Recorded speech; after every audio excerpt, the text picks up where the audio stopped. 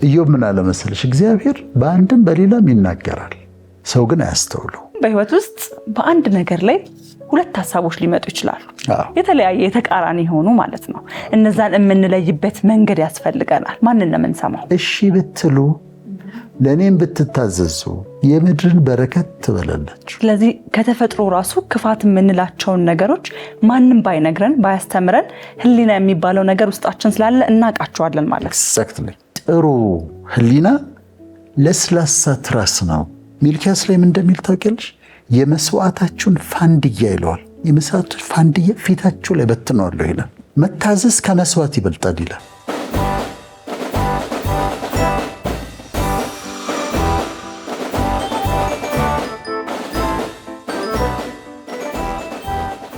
ሰላም ተመልካቾቻችን እንደምን አላችሁ? እነሆ ሳምንታዊ የሆነው ፕሮግራማችን የእውቀት አልማዞች ሰዓቱን ጠብቆ ወደ እናንተ ሊደርስ ነው። እኔ ጵኔል ተስፋዬ እንዲሁም ደግሞ ዶክተር ወዳጅነህ አብረን በጋራ እዚህ እንገኛለን። ዶክተር እንዴት ነህ? በጣም ደህና ነኝ ጵኔል። ሁሉ ሰላም? እግዚአብሔር ይመስገን። አንቺስ እንዴት ነሽ? እግዚአብሔር ይመስገን በጣም ደህና ነኝ። እንግዲህ በየሳምንቱ አርብ ወደ ተመልካቾቻችን ብዙ ፍሬ ያላቸው ሀሳቦችን እያደረስን ነው የምንገኘው። ተመልካቾችም በዚህ ደስተኛ መሆናቸውን በየሳምንቱ የተለያዩ ሰዎች የተለያየ ሀሳብ ይሰጡናል። ስለምትሰጡን ሀሳብ እናመሰግናለን። ዛሬም ልክ እንደ ቀድሞ ሁሉ አንድ ፍሬ ያለው ለህይወታችን ትልቅ አስተዋጽኦ የሚያደርግን ሀሳብ ይዘን ወደ ተመልካቾቻችን መተናል። ዶክተር የዛሬው ሀሳባችን የሚሆነው እንግዲህ ዶክተር በህይወታችን ውስጥ ወደ በረከት፣ ወደ ከፍታ፣ ወደ ላቅ ያለ ልዩ ህይወት የሚያደርሱን ነገሮች አሉ። ከነዛ ነገሮች መካከል ዛሬ ስለመስማት፣ ስለመታዘዝ እንግዲህ በህይወታችን ውስጥ አንድ ነገር ማስቀመጥ የምንፈልግ ሰዎች ከኛ ጋር ቁጭ ብለን እንነጋገራለን ማለት ነው። መጀመሪያችንን የምናደርገው ዶክተር መስማት፣ መታዘዝ የሚለው ሀሳብ ላይ ነው። መስማት ስንል መስማት ምንድን ነው? መታዘዝ ምንድን ነው? ማንንስ ነው የምንሰማው? ማንንስ ነው የምንታዘዘው በህይወታችን ውስጥ? ምክንያቱም ህይወት ላይ ስንመጣ በረከትን፣ ከፍ ያለ ህይወትን የማይፈልግ ማንም የለምና ያ መንገድ ይሄ ነው ካለን እስኪ መስማትና መታዘዝ የሚለውን ሀሳብ እንመልከተው። በመጀመሪያ በጣም ጥሩ ነው ፒናዬ። ዛሬም በጣም የሚጠቅም ሀሳብ ነው ያዝነው ብዬ አምናለሁ። መቼም መታደል ነው እዚህ ጋር ቁጭ ብለን ብዙ ሚሊዮን ህዝብ ያይናል። አባይ ቲቪ ላይ ይከታተሉታል። ወጣቶችን እናገኛለን፣ እናቶችን እናገኛለን፣ ታናናሾቻችን እናገኛለን፣ ታላላቆቻችን እናገኛለንና ሀሳብ ለማስተላለፍ የሚጠቅሙ ነገሮችን ለማስተላለፍ ፕሮግራማችን ስለሚረዳን ደስ ይለኛል በጣም። አዎ። እና እኔ ህይወት እንዳስተማረኝ አንድ ደረጃ አለ፣ ቀይ ምንጣፍ የተነጠፈበት ሽም ደረጃ አለ። ልክ እንዲህ ሆቴሎች ውስጥ እንደምታየው ቀይ በጣም የሚያምር ቀይ ምንጣፍ የተነጠፈበት ደረጃ አለ። ቀጥታ ወደ ክብር የሚወስድሽ፣ ወደ መልካም ስም የሚወስድሽ፣ ወደ መልካም ዝና፣ ወደ ክብር፣ ወደ ብልጽግና፣ ወደ ሀብት የሚወስድሽ ቀይ ምንጣፍ የተነጠፈበት ደረጃ አለ። ያ ደረጃ ለኔ መስማትና መታዘዝ ነው። መስማትና መታዘዝ፣ ሰምቶ መታዘዝ ነው።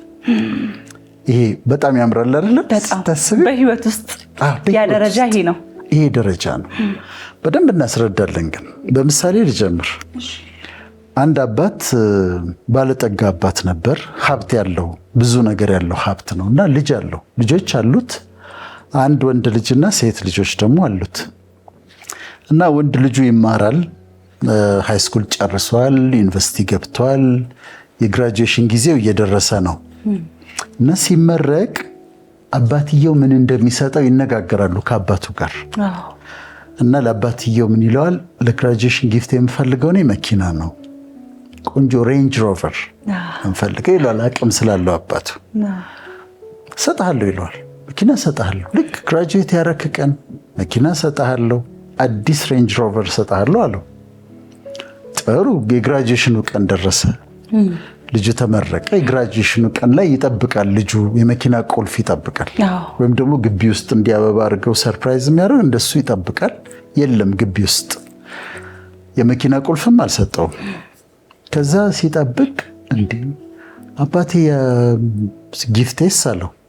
ሰጣለሁ አለው እና በሰው ፊት መጽሐፍ ቅዱስ አንስቶ አንድ መጽሐፍ አዲስ መጽሐፍ ቅዱስ አንስቶ ሙስሊም ወገኖቻችን ምሳሌውን ቁርአን ብለው ሊተረጉሙት ይችላሉ። መጽሐፍ ቅዱሱን አነሳና ይሄንን እሰጥሃለሁ አለው። ይህን እሰጥሃለሁ፣ በተለይ ደግሞ ከመጽሐፍ ቅዱስ ከዚህ መጽሐፍ ውስጥ እንዲህ ያለውን ክፍል አንብበው ብሎ ሰጠው።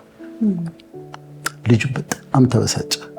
ሬንጅ ሮቨር እየጠበቀ ሬንጅ ሮቨር ነው የሚጠብቀው። ግቢ ውስጥ ሬንጅ ሮቨር የለም፣ የመኪና ቁልፍ የለም። ጭራሽ መጽሐፍ ቅዱስ አምጥቶ አንብበው፣ በተለይ ደግሞ ይህንን ክፍል አንብበው ይለዋል። በጣም ተናደደ፣ ወረወረ መጽሐፍ ቅዱሱን። አባቱን በማይገባ ቃል ተናገረ፣ ወጥቶ ሄደ። ከዛ ከአባቱ ተለየ። አባቱ ደግሞ በጣም ፕሪንሲፕልድ የሆነ ሰው ስለሆነ ዝም አለው። ከዛ ከልጁ ከአባቱ ሀብትም ተለየ። በራሴ እሰራለሁ ድሮም አንተ ምናምን ብሎ ቃላት ተናግሮ ሄደ። ከብዙ ዓመት በኋላ አባትየው አረፈ። አባትየው ሞተ። ከዛ ያው ሰው ሲሞት እቃውን መፈተሽ፣ መበርበር፣ የሚሰጠው መስጠት አለ አይደለም? ያ ልጅ መጣና ቤት ከእህቶቹ ጋር ሆኖ እቃ ሲፈትሽ አባታቸውን እቃ ሲያዩ ያችን መጽሐፍ ቅዱስ አገኛት። ድጋሚ ያገኘው መጽሐፍ ቅዱስን ወርውሮ ሄደውን። ከዛ አነሳውና ወይ አባቴ ከኔ ጋር እኮ የተጣላ ነው፣ በዚህ ነው መኪና ጊፍት ሰጥሃለሁ ብሎ በግራጁዌሽን የቀን መጽሐፍ ቅዱስ ይሰጠኛል። ከዛ አነሳው መጽሐፍ ቅዱሱን፣ እስቲ የቱን ነበር እንደው አንብቤ ያለኝ ብሎ ክፍሉን ፈለገና ክፍሉ ላይ ገለጠ። ክፍሉ ላይ ሲገልጥ አንድ ወረቀት አለ። ከዛ ወረቀቱን አውጥቶ ሲያነበው ደረሰኝ ነው፣ ሪሴት ነው። ደረሰኙ ምንድነው? ሬንጅ ሮቨሩ የተገዛበት ደረሰኝ ነው። አሁን ምን ነበር አባትየው ያደርገው? መኪናውን ገዝቷል፣ አልወጣም። ደረሰኙን አምጥቷል። መኪና የገዛበት ሬንጅ ሮቨሩን የገዛበትን ደረሰኝ ግን በዛች ቦታ ላይ አድርጎ ሰጠው። ውስጡ ነበረ ስጦታው፣ መኪናው እዛ ውስጥ ነበረ። ከዛ እዚህ ጋር ክፈትና አንብበው አለው። ሲከፍተው የሚያገኘው ደረሰኙን ነው፣ ሬንጅ ሮቨሩን ነው። ጥሎ ሄደ። አልታዘዘ። ስላልታዘዘ በነዛ ሁሉ ዓመታት ያችን የፈለጋትን መኪና አላገኘም። የአባቱንም በረከት አጣ። ቢሰማና ቢታዘዝ ኖሮ ክፈተውና እዚህ ጋር ነው ያለው፣ ተቀብሎት እሺ አመሰግናለሁ ብሎ ቢከፍተው ደረሰኙን ያገኘው ነበር። የዛኑ ቀን የግራጁዌሽኑ ቀን መኪናውን ያገኘ ነበር። ይሄ አለመስማትና አለመታዘዝ ምሳሌ ነው። ቢሰማና ቢታዘዝ ኖሮ ግን ህይወቱ የበለጠ ያማረ ይሆን ነበር። በጣም ሁለተኛ ምሳሌ ልንገርሽ። እቺ ደግሞ የታዘዘች ነች። አንድ ሰው እናቷ አለች፣ ከእናቷ ጋር ነው የምትኖር ልጅቷ። አንድ ሰው ይመጣል ወደ እሷና ተዋውቀው በጣም ትወደዋለች። ማለት ይሄ አሁን በቃ ትንሽ ተምሯል፣ ከውጭ ሀገር ነው የመጣው፣ ዲያስፖራ ነው፣ መልከ መልካም ነው፣ ስፖርት የሚሰራ ነው። እንደዛ የዘንድሮ ልጆች እንደሚሉት አይነት እኛ እንደዚሁ በእይታው በላይ በምናወጣው መስፈርት ሁሉም ያለው ነው። በቃ ሁሉ ያለው ነው እና ወደደችው እና ለጋብቻ ጠይቋታል። አገባዋለሁ አለች። እናትየው የጸሎትም ሰው ነች። ልጄ አይሆንሽም አለቻት። ለምን ማሚ? ተመልከች ውስጥ ሲያምር ትምህርቱ፣ ሀብቱ ደግሞ ይዞኝ የሚሄደው እዚህ ሀገር ነው እና ለምንድን ነው ይሄ እድሌን ለምንድን ነው የማሳልፈው ብላለቻት። እኔ ልቤ አይነግረኝም አይመስለኝም፣ ይቅርብሽ እባክሽ አለቻት። የሚገርም ነው ግን አንዳንዴ ይሄ ልብ ያልነገረኝም የሚሉት በተለይ እናቶች እኛ ራሳችን ራሱ ይነግረናል። በቃ ጥሩ የሚመስል ነገር ውስጥ አይ ይላሉ። እሱም በኋላ በደንብ ደግሞ እናየዋለን። ከዛ እሷ እናቷን ታምን ስለነበር አሁን ባልሽው መልከት ልምዱ ስለነበራት ይቅርብኛለች። ከብዙ ዓመት በኋላ ያ ሰው ወደ እሷ መጥቶ የነበረው አንዲት ሴትን ያገባል፣ ከእሷ ጋር ይኖራል እና ቆይቶ ስለ ልጅቷ ስትሰማ ስላገባት ሴት እንዴት እንደሚደበድባት፣ እንዴት እንደሚሰድባት፣ እንዴት እንደሚያዋርዳት በቃ ልጅቷ ህመምተኛ ሆናለች። እና ያ ነበር የሚጠብቃት። ለሞት አፋፍ ነው ያለችው ልጅቷ። እናቷን ስለሰማች በአይኗ እዚህ ጋር የሚያጓጓ ነገር ቢሆንም በአእምሮዋ ያሰበችው ነገር ቢሆንም እናቷን ስለሰማች አመለጠች። ከዛ መጨረሻዋ የዛችኛዋ ያገባችው እሱን ያገባችው ሴት መጨረሻዋ በጣም ከባድ ነበር። መስማትና መታዘዝ ነው። ሙሴን ታውቂዋለሽ? በእስልምና ሙሳ፣ በእንግሊዝኛ ሞሴስ አንስተነው እናውቃለን። እሱ ከግብፅ አውጥቶ ህዝቡን መርቶ ካወጣቸው በኋላ ሙሴ መሪ ብቻ ሳይሆን ዳኛም ነበረ። ስለዚህ ምንድን ነው የሚያደርገው? እሱ ቁጭ ይላል ከጠዋት ጀምሮ እስከ ማታ ድረስ ህዝቡ ይወጣል፣ ይሰበሰባል። ከዛ ኬዛቸውን ያቀርባሉ። የተጣሉ ካሉ እንዲያርጉኝ ይላል። ሙሴ ይፈርዳል፣ ፈራጅ ነው። እንዲያደርግ መልስለት፣ በሬውን መልስለት፣ ካሳ እንዲስጠው ምናምን እያለ ይፈርዳል። ይህን እያደረገ እያለ አማቱ መጣ። የሚስቱ አባት ዮቶር መጣ፣ ወይም ጄትሮ ይባላል። እና ሚስቱን የሙሴን ሚስት ማለት የዮቶር ልጁንና የሙሴን ደግሞ ልጆች ይዞ ሊጎበኘው መጣ ወደ ሙሴ። ከዛ እንግዳ ሆኖ ሲያይ አንድ ቀን ህዝቡ ተሰብስቧል። እንደተለመደው ጠዋት ሙሴ ተቀምጧል። መጽሐፍ ቅዱስ ያለ ታሪክ ነው። እና ህዝቡ ላይ ይፈርዳል፣ እንዲያድርግ። ከዛ ግን ተራ ሲጠብቅ ህዝቡ ቀኑን ሙሉ እስከ ማታ ድረስ ነው የሚውለው። ዮቶር ይሄን አየና ጄትሮ ኢትዮጵያዊ ነው ይባላል። ይሄ የምታደርገው ነገር ልክ አይደለም አለው። በፍጹም ልክ አይደለም። ቀኑን ሙሉ ህዝቡ ቆሞ አንተ ተቀምጠህ ህዝቡ ደክሞት ነው የሚገባው። ስለዚህ እንደዚህ አድርግ ብሎ ምክር መሰጠው። ሰዎች ትመርጥና 10 ሰው ላይ የ10 አለቃ፣ 50 ሰው ላይ 50 አለቃ፣ የ100 ሰው ላይ 100 አለቃ፣ ሺዎች ላይ 1000 አለቃ አድርገህ ትሾማለህ። እነሱ በታቸው ያሉትን ኬዞች ያያሉ፣ ጉዳዮች ያያሉ። የከበዳቸውን አስተላልፈው ከባዱ ጉዳይ ወደ አንተ ይመጣል አለው። አሁን ይህ አስደናቂ ምክር ነው። ከዛ ሙሴ ሰማና፣ ሙሴን መምከር እኮ አይቻልም። ሙሴ እኮ በጣም ትልቅ ሰው ነው። በጣም እድሜውም ትልቅ ነው። ደግሞ ሊደር ነው፣ የሚያስፈራ ሰውዬ ነው። እሱም የሚስቱ አባት ግን መከረው እንደዚህ ብሎ። ከዛ አደረገ። ሰዎችን መረጠ። 10 ሰዎች ላይ 10 አለቃ፣ 50 ሰዎች ላይ 50 አለቃ፣ 100 ሰዎች ላይ 100 አለቃ፣ 1000 ሰዎች ላይ 1000 አለቃ ሾመ። ስትራክቸር አደረገው፣ ሃይራርኪ ያዘጋጀለት። ከዛ በኋላ እሱም አረፈ። ማለት ከባባድ ኬዞች ብቻ ነው ወደዚህ የሚመጡት።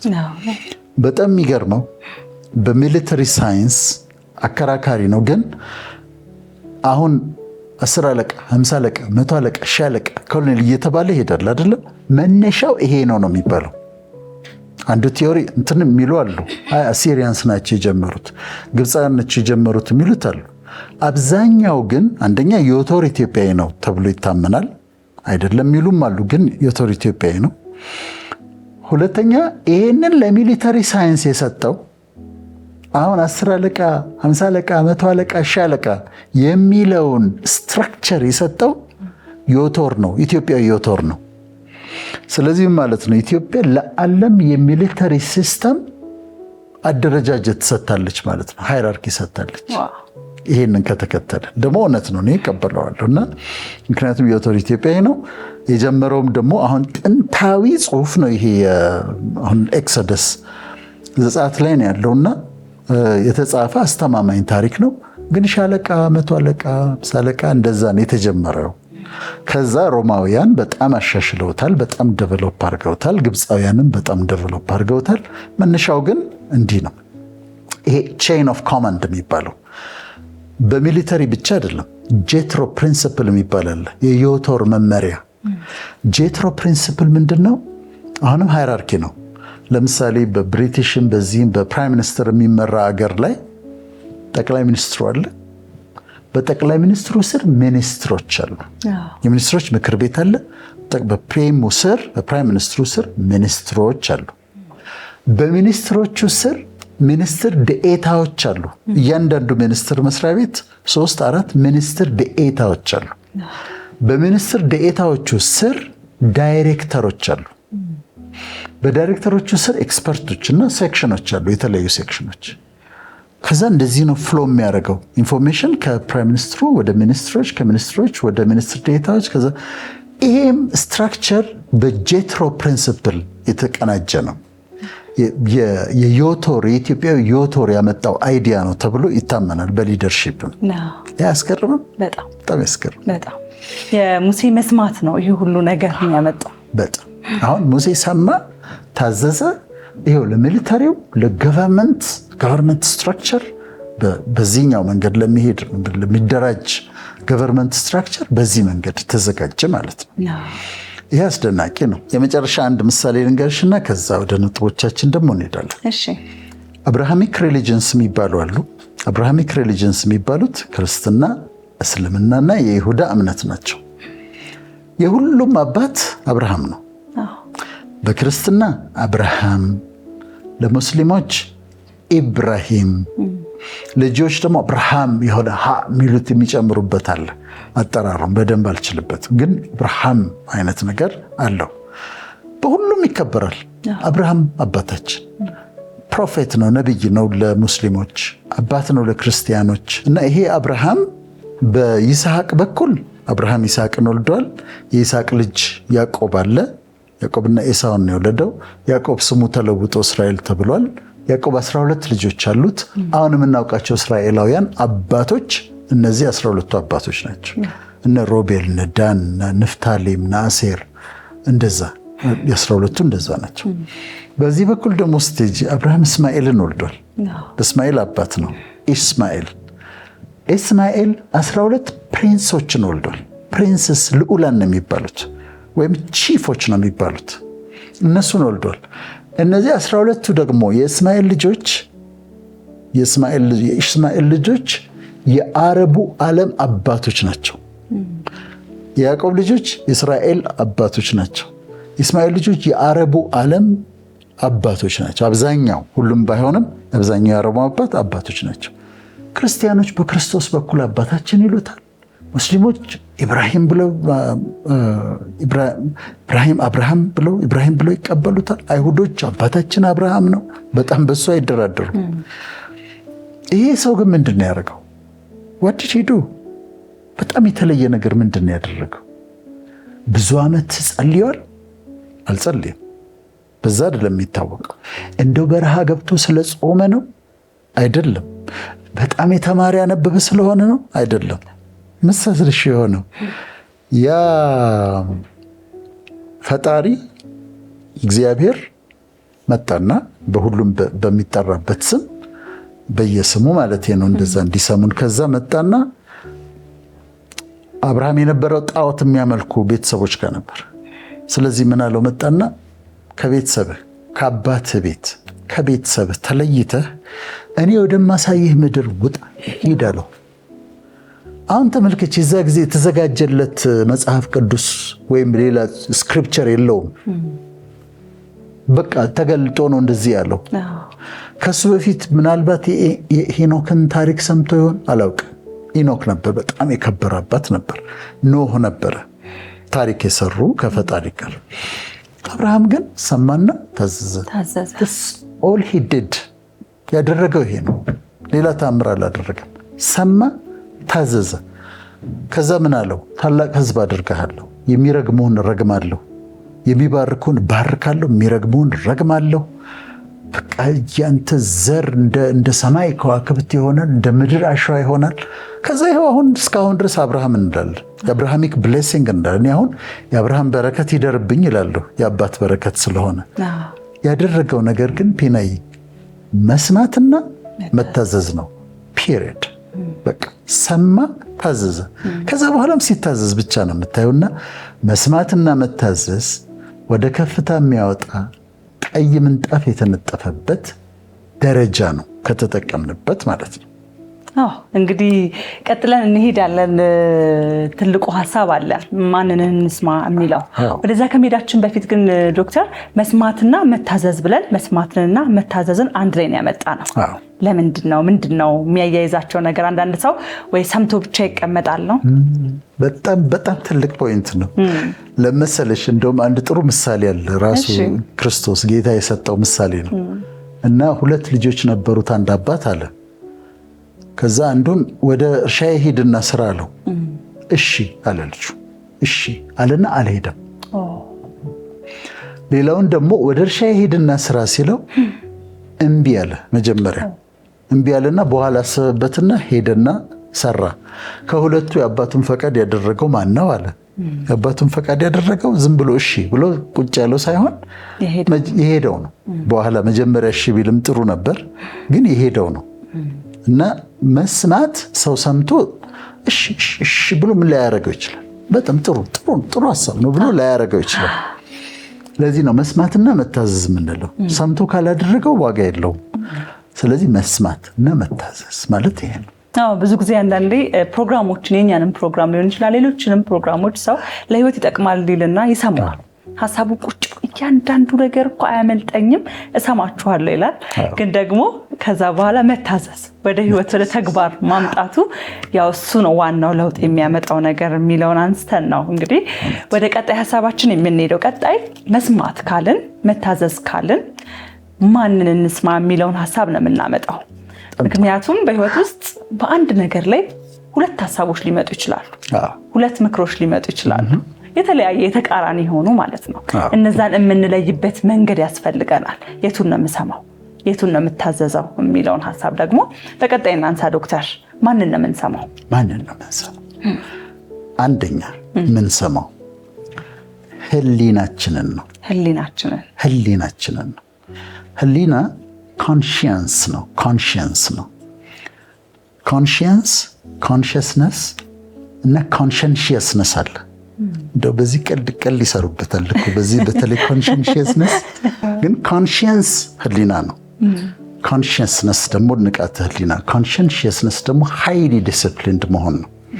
አሁን ኮንሽንስ ህሊና የሚባለው ያው ሰኔ 30 ቀልድ ነው አይደል? እና ኮንሽንስ ህሊና የሚባለው በውስጣችን ያለ ሚዛን ነው። አስደናቂ ሚዛን ነው። ራይት ሮንግ፣ ልክ የሆነውን ልክ ካልሆነው የሚለይልን ሚዛን ነው። ምንድነው ህሊና ተብሎ ሲጠየቅን የተለያየ አንደርስታንዲንግ አለ። ለምሳሌ ሳይኮሎጂካል ቪውን ልስጥሽ። በስነ ልቦና ህሊና ማለት ብለው በሲግመንድ ፍሮይድ ሲሄዱ ኢድ፣ ኢጎ፣ ሱፐር ኢጎ አሉ አይደለም? ስለዚህ ኢድ ውስጣችን ያለ የተለየ ኃይል ነው። ኢጎ ማንነታችን ነው። ከዛ ሱፐር ኢጎ የሚባለው አለ። ሱፐር ኢጎ የሚባለው ከወላጆቻችን፣ ከአስተማሪዎቻችን፣ ሰፈራችን ካሉ ሰዎች ያገኘ ነው። ይሄ ኢጎ በጣም እንዳይታበይ የሚያደርግ የምክር ጥርቅም፣ የእሴቶች ጥርቅም፣ የሰማነው የተማርነው የሚጠብቀን ነው። እሱ ባይኖር ኖሮ ከባድ ነው። በዚህኛው ቲዮሪ መሰረት ሱፐር ኢጎ የሚባለው እሱ ነው። ጠባቂያችን ነው። የምክሮች ክምችት ነው። የእውቀት ክምችት ነው። የሚጠብቀን ነው ሱፐር ኢጎ። ኢድ በጣም አስቸጋሪ ነው። በጣም ኤነርጀቲክ ነው። በሆነ መንገድ መውጣት ይፈልጋል በዚህኛው ቲዮሪ እና ሱፐር ኢጎ ነው የሚል ነው። እዚሁ ሳይኮሎጂ ውስጥ እያለን ደግሞ ኮግኒቲቭ ዲሶናንስ ነው ይባላል። ኮግኒቲቭ ዲሶናንስ ማለት የተማርናቸው እሴቶች አሉ፣ ቫሊዎች አሉ፣ የተጠራቀሙ አእምሯችን ውስጥ እሴቶች ቫሊዎች አሉ። ከዛ ከሱ ስንወጣ ጊልት ይሰማናል፣ በደለኝነት ይሰማናል፣ ጭንቀት ይይዘናል። ይሄ ኮግኒቲቭ ዲሶናንስ ይባላል። እሱን ደግሞ ስናደርግ ደግሞ ደስተኞች እንሆናለን። ህሊና ማለት ይሄ ነው። ኮግኒቲቭ ዲሶናንስ የተማርነው ነገር ነው የሚል አለ። ፊሎዞፊ ላይ ኢነቲዝም የሚባል አለ። ኢነቲዝም ማለት ነው ህሊና ከተፈጥሮ ጋር የተሰጠን ነው፣ የተፈጠረ ነው፣ አብሮ የተሰጠን ነው የሚል አለ። ራሽናሊዝም ይባላል ነው ሎጂካሊ የተማርነው የሞራል ቫልዩ ነው ደግሞ የሚል አለ። አሁን ዋናው ምንድነው? ህሊና አለን ነው። አንድ ጥያቄ ልጠይቅሽ። ከባድ ጥያቄ። የሆኑ ሰዎች አሉ ጫካ ውስጥ ነው የኖሩት። ለምሳሌ አማዞን ጫካ አለ አይደለም? እንደሱ አይነት ወይም ሌላ ከሌላው ከሰለጠነው ዓለም ጋር አልተገናኙም። ስለ ክርስትና አልሰሙም። ኢየሱስ ስለእናንተ መስቀል ላይ ሞቷል፣ ከድንግል ማርያም ተወልዷል የሚባል ነገር አልሰሙም። ስለ ክርስትና የሚያውቁት ነገር የለም። ነቢዩ መሐመድ ፒስ ቢ አፖን ሂም ይባላል ብያለሁ እና አልሰሙም። ስለ ነቢዩ መሐመድ አልሰሙም። ስለ እስልምና አልሰሙም። እነዚህ ሰዎች ጫካ ነው የሚኖሩት። ስለ ጁዳይዝም አልሰሙም። ምንም አይነት ሃይማኖት አልሰሙም። እዛ ጫካ ውስጥ የኖረ ሰው ሞተ፣ በእግዚአብሔር ፊት ቀረበ። በምንድን ነው የሚጠየቀው? 10ቱ ትእዛዛት የሚባል ነገር አልሰማም። በወንጌል አላመንክም እንዳትዩ ስለ ወንጌል የሰማው ነገር የለም። በእስልምና አላመንክም እንዳትዩ ስለ እስልምና አልሰማም። በቶራ በጁዳይዝም የሚከተሉት ቶራ በሱ እንዳትጠይቀው አልሰማም። ስለዚህ ፈጣሪ ይቀርብና ትእዛዜን አላከበርክም እንዴት ይለዋል? አንድም ነገር አልሰማም። በምን ይጠይቀዋል? ከባድ ነው። በምን ይጠይቀዋል? በምንም ሊጠየቅ የሚችል አይመስል። ምናልባት በምድር ሲኖር እዛ ውስጥ ሲኖር በኖራቸው በህሊናው ይጠየቃል። በህሊናው ምክንያቱም ሁላችንም የሚያደርጋቸውን ነገሮች ምንም አይነት ሃይማኖት ባይማርም ህሊና የሚባል ነገር ግን አለው እና ህሊናህን ኮንሽንስ ህሊናህ የሚልህን ነገር ነው ያደረከው ወይስ አጌንስት ዮር ኮንሽንስ ነው ስታደርግ የነበረው? ህሊናህ አትግደል እያለህ ስትገድል ነበር። ህሊናህ አትስረቅ እያለህ በቃሉም አለ፣ ስክሪፕቸር ላይ እኮ አለ። መጽሐፍ ቅዱሳዊ ቴዎሎጂ ነው እና ህሊናህ የሚልህን ከህሊና ተቃርነህ ነበር የኖርከው ወይስ ህሊና የሚልህን ያደረግከው? ስለዚህ ህሊና ተመልከቺ፣ ላልሰሙ ሰዎች ሁሉ በኋላ ለፍርድ ቢጠየቁበት ጉዳይ ህሊናቸው ነው። ስለዚህ ከተፈጥሮ ራሱ ክፋት የምንላቸውን ነገሮች ማንም ባይነግረን ባያስተምረን ህሊና የሚባለው ነገር ውስጣችን ስላለ እናውቃቸዋለን ማለት ነው። ኤግዛክትሊ። አሁን ኢኔቲዝም የሚባለው በተፈጥሮ የተቀመጠ ነው፣ ኢንስቶል ተደርጎ የተሰጠን ነው አለ። እዚህ ጋር ሚዛኑ ተሰጥቷል። ሃይማኖት ባታውቅ ህሊና ግን ተሰጥቷል። አንዳንድ ሰዎች አለሽ ምንም ስለ ሃይማኖት እንትን የሌላቸው ቤተክርስቲያን ሄዱ፣ ሞስካ ሄዱ፣ መጽሐፍ ቅዱስ አያነቡ፣ ቁርአን አያነቡ፣ ምን አይሉ፣ ግን በጣም ጠንቃቃና በጣም አስገራሚ ሰዎች ገጥመውሻው ምንም ስለ እምነት የሚያውቁት ነገር የለም፣ ግን ውስጣቸው ያለውን ህሊናቸውን ግን ይከተላሉ፣ ህሊናቸውን ይሰማሉ። ከዛ ህሊናቸው የሚቃወማቸውን ነገር አያደርጉም እና በጣም ያስገርመኛል። ስለዚህ አሁን እኔ የምስማማበት ኢኔት ነው፣ ውስጣችን ያለ ነው። ዋናው መኖሩ ነው። ሳይኮሎጂ የሚበለው ፊሎዞፊ የሚበለው ህሊና የሚባል ነገር ግን አለ። ስለዚህ ህሊናሽ አታድርጊ ይልሻል፣ ዶንት ይልሻል፣ ታውቂዋለሽ፣ አታድርጊ ይልሻል። ወይም ህሊናሽ ደግሞ አድርጊው፣ ለምን አልሰጠሽውም ቅድም የለመነሽን ሰውዬ? እኔ በቀደም ገጥሞኛል። እዚህ ውስጥ ገንዘብ እያለ ከዛ ጠይቀኝ መብራቱ ሊበራ ነበርና እግዚአብሔር ይስጥልኝ ብያት አለፍኩኝ። ካለፍኩ በኋላ ግን ለምን አልሰጣትም? ለነሱ የተቀመጠ ገንዘብ አለ እዚህ ውስጥ። አሁን ያን የጠየቀኝ ማን ነው? ህሊና ነው። ስለዚህ ጥሩ ስታረጊ ያመሰግንሻል፣ ጥሩ ያልሆነ ነገር ስታረጊ ደግሞ ይወቅስሻል ህሊናሽ። ምን ይባላል መሰለሽ ፒናዬ? a good conscience is a soft pillow ይባላል። a good conscience is a soft pillow። ጥሩ ህሊና ለስላሳ ትራስ ነው። አንድ የትራስ አይነት አለው አይደለም? ጠንካራ ትራስ አለ ለስተኛ የሚልሽ ወይ መርጠሽ ከገዛሽ ወይም ደግሞ አንዳንድ በጣም ፋንሲ ሆቴሎች ስትገቢ ትራሱ በጣም ይመቻል። ከፊዘርስ ምናምን ከላባ እንዲህ አሳምረው ሰርተውት ጥሩ። የፈረንሳዮች አባባል ነው የሚባለው a good conscience is a soft pillow ይባላል። ለስላሳ ትራስ ማለት ነው። ማለት ማታ ስትተኝ ህሊናሽን የሚቃወም ነገር ካላደረግሽ፣ ህሊናሽ የሚስማማበትን ነገር ብቻ ካደረግሽ ማታ ስትተኝ ጥሩ እንቅልፍ ነው የምትተኝ፣ ይመችሻል ለማለት ነው። ከህሊና የሚመጣን ነገር መለያችን ሰላም ነው ማለት እንችላለን ማለት ነው ዶክተር? ሰላም ነው። we know it። ማይሆን ነገር እኮ ሳረግ ህሊና ይነግረኛል። don't have to do that ይላል። ወይም እንደዛ ማድረግ እኮ አልነበረብህም ይላል። ወይም ልታረጊው ስትሄድ ነው ይልሻል፣ ታውቂያለሽ።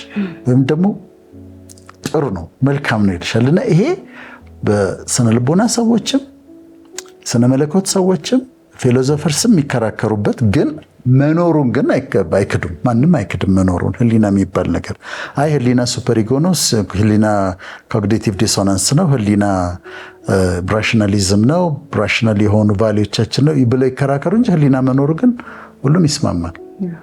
እና እነዚህ በተለይ ሃይማኖት ላይ የማያተኩሩ ጥሩ ነው ማለት ሳይሆን ሃይማኖት በጣም አስፈላጊ ነው፣ ግን በጣም መልካም የሆኑ ሰዎች ይገርሙኛል ህሊናቸው ስለሚከተሉ ነው። ሁለተኛው ልንሰማው የሚገባን ነገር ደግሞ መሰለሽ ልባችን፣ መንፈሳችን፣ ውስጠኛው እኛነታችን ነው። ውስጠኛው እኛነታችን ምን የሚባል ነገር አለ? the still small voice ምትባላለች። still small voice ትባላለች። መነሻው ኤልያስ ነበር። ኤልያስ አጉረምርሞ ምናምን ወደ ተራራው ጣለውና ፈጣሪ ከዛ አውሎ ነፋስ መጣ፣ አለትን የሚሰነጥቅ አውሎ ነፋስ መጣ። እዛ ውስጥ ግን እግዚአብሔር አልነበረም ይላል። ከዛ እሳት መጣ፣ እሳት በጣም ነደደ፣ እዛ ውስጥ ግን እግዚአብሔር አልነበረም ይላል። ከዛ ግን ትንሽ የዝምታ ጊዜ ሆነ፣ ትንሽ የዝምታ ጊዜ ሆነ፣ ጸጥ አለ። በዛ ሰዓት ውስጥ የፈጣሪን ድምፅ ሰማ። ያ ምን ይባላል? ስቲል ስሞል ቮይስ ይባላል። ስቲል ስሞል ቮይስ።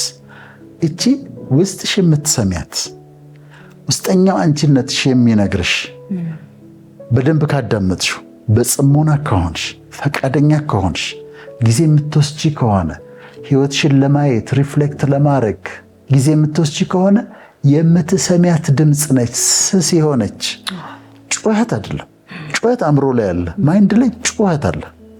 እዚህ ውስጥ ግን መንፈሳችን ውስጥ ይሄ ልብ ሲባል የኔ ልብ ይሄን ነው የሚያክለው፣ ግን ይሄ በግራ በኩል ያለው ፓምፕ የሚያደርገው እንደሚመታው ሳይሆን ውስጣዊ እኔነቴ ነው።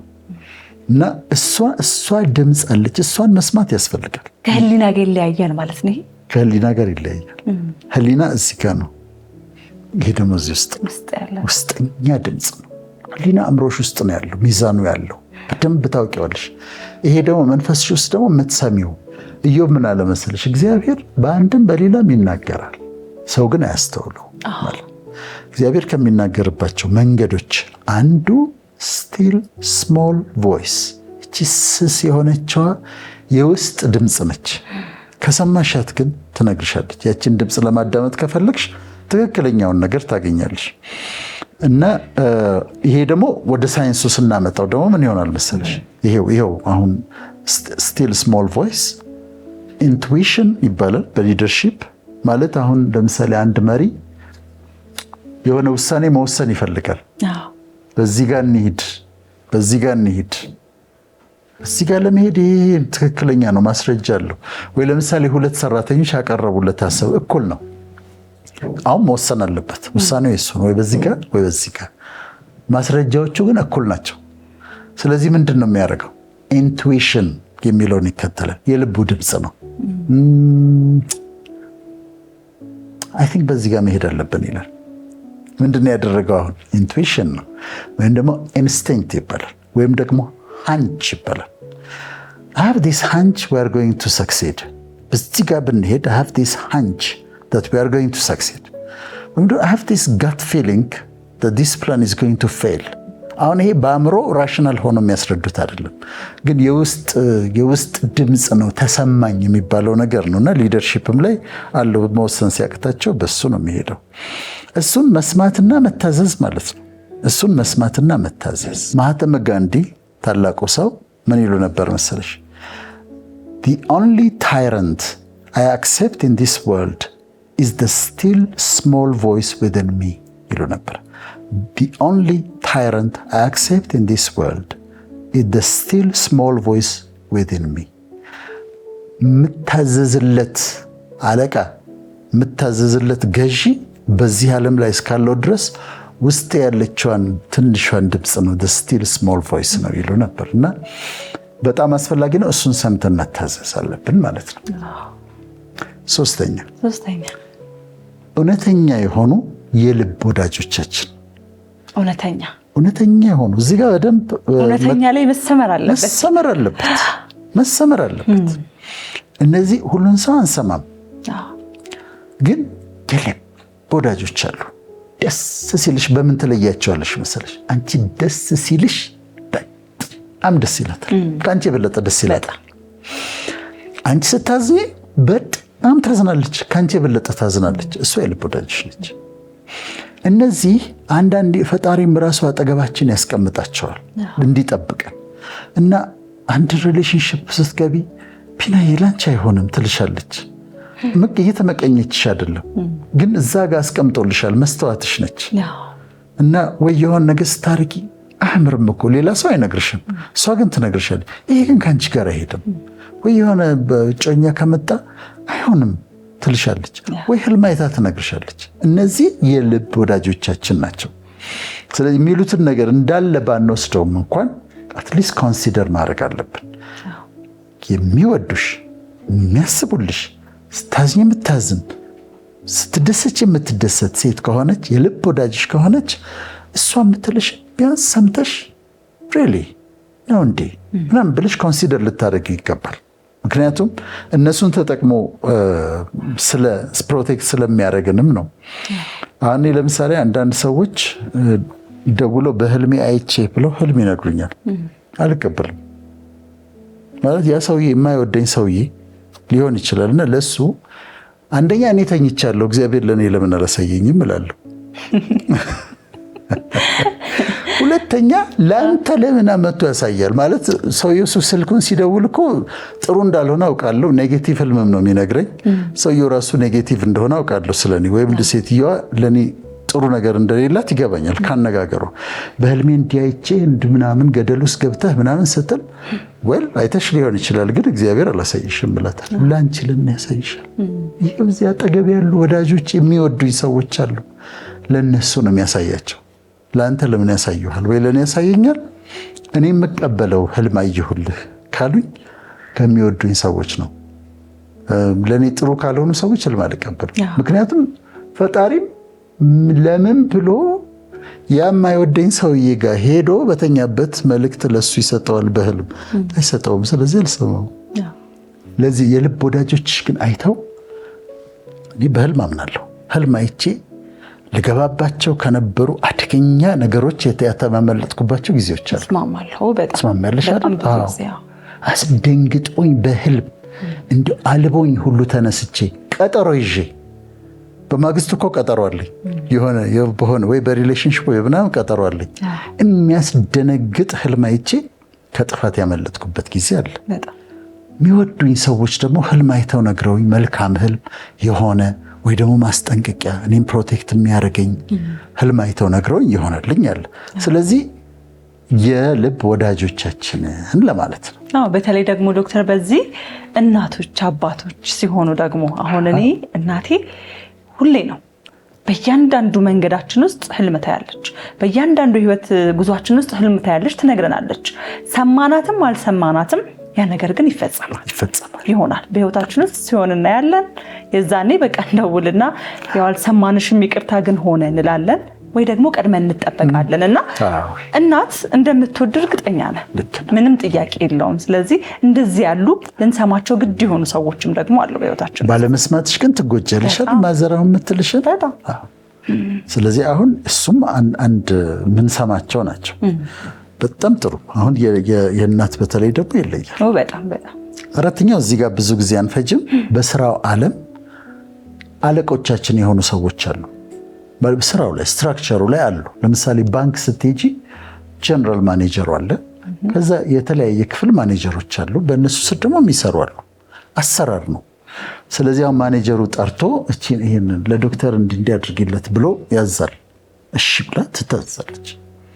ይሄኛው ማኔጀር ደግሞ ለጀነራል ማኔጀሩ ደግሞ ጠርቶ እንዲያድርግ ምናምን ብሎ ይነዋል።